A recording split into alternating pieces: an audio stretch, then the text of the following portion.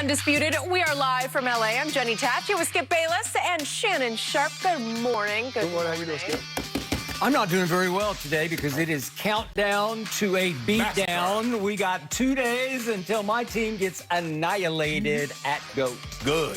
Here we go. I'm here for it. Yeah, are you? You'll enjoy every second of it. Every last drop. Today's Tuesday. We still got Wednesday and then Thursday. But how about we talk about Ain't that nothing like a build up to a good beating. Yeah. I remember my grandma used to tell my Come on, guys. We are so close to the season opener, and while nobody was surprised to see the defending champion Tampa Bay Buccaneers in the Thursday night opener, the Cowboys' inclusion raised a few eyebrows. Dallas has missed the playoffs in the past 2 seasons and finished last year 6-10, good for only 3rd place in their own division. So since Skip is not doing so good today, did the Cowboys deserve to be in this game?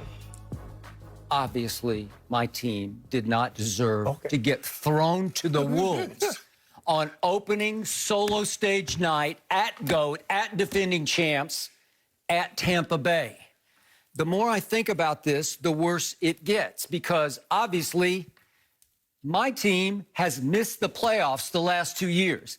Obviously, the opening night game at least pits a playoff team against the defending champ, at the very least, pits an arch rival. Like a couple of years ago, we had Green Bay, which had had a bad year the year before, but they were still a good team. They were at Chicago. It was an arch rivalry. Yes, Age-old, right? Longest rivalry in the sport. Yes.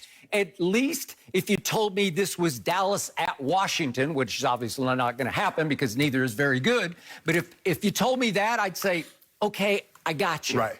But I don't got this one because let's just think about my team. As Jenny just pointed out, not only did it go only 8-8 2 years ago and miss the playoffs, but it went 6-10 last year and finished third in one of the worst divisions in the history of the sport. Yes. Am I right about that? Absolutely. My defense last year was historically bad, certainly for the first 2/3 of the year. Finished just barely behind Houston for yards rushing allowed. Am I right? Yep.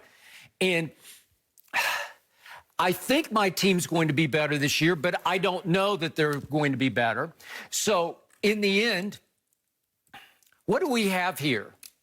We have my Cowboys on opening night just on reputation alone. As you often remind me, my team hasn't even played in an NFC championship game since the season I last wrote a Cowboy book about, which was the 1995 season. That's the last time they even made it to the NFC championship game, and obviously went on to win their last Super Bowl after the 95 year. What are we now, up to 20? I was in my 20s. You were in your 20s, once upon a time. Yeah, and it was a long time ago. So obviously, this is a reputation image game. This is an America's team game. This is truly, if you boil it all down, this is Brady versus Jerry, because it's just Jerry. Right. He is the face of my team. He is the most famous or infamous owner in the history of sports, to me, beyond Steinbrenner, beyond Ted Turner, beyond anybody else you can sell. But you know he'd have it no other way. Okay, he would have it no other way. And this is Hard Knocks. This is the culmination of episode 5, which airs tonight on HBO, of Hard Knocks. It jettisons, it launches my Cowboys into opening night on Thursday night at the defending champs that are so good to me because they managed to bring everybody back and add a few new pieces, Giovanni Bernard, that I am not going to be surprised if Tampa goes 17-0. I know it's completely against all odds, but I will not be shocked if they go 17-0, and I might just pick them when we do our predictions to go 17-0 because that's how deep and good they are. My team is right now an 8-point underdog, which makes them the biggest underdog of the whole opening weekend. I think you pointed that out yesterday, but they went up a tick from 7.5 to 8.